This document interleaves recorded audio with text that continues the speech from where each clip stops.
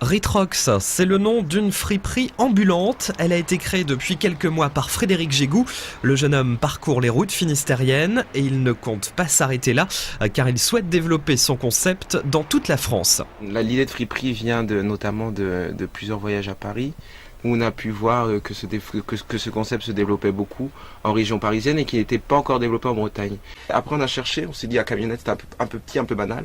On a voulu chercher quelque chose de plus grand et on s'est rendu compte que le bus anglais c'était le véhicule qui possédait plus de surface au sol, voilà. Il vient d'Angleterre mais on a trouvé un intermédiaire qui était dans le 22 à l'époque et qui vend, lui son activité c'est de vendre et de récupérer des bus anglais. Donc les habits qu'on trouve ici, donc en grande majorité c'est des fournisseurs de friperies qui récoltent à l'international.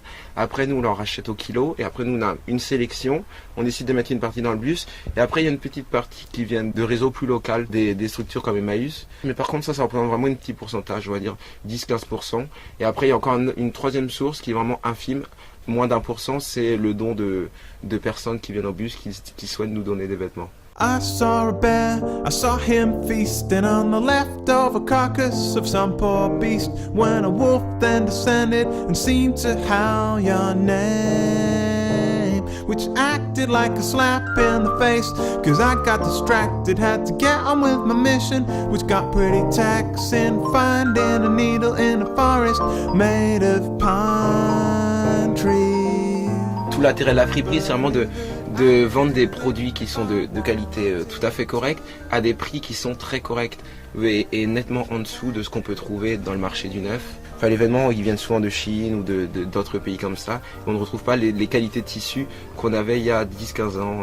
C'est vrai que notre but, ce serait de développer le concept au niveau français. Donc déjà, on commence par l'ouverture d'un deuxième bus sur Nantes à la fin du mois de décembre. Et on aimerait bien, évidemment, en ouvrir d'autres sous le système de franchise et puis attirer aussi peut-être des jeunes ou des moins jeunes, des gens qui ont envie de se lancer dans une création d'entreprise à moindre coût et qui, entre guillemets, trouvent utile ou trouvent important de s'appuyer sur une structure déjà existante, voilà, et d'ouvrir en franchise par l'intermédiaire de Retrox.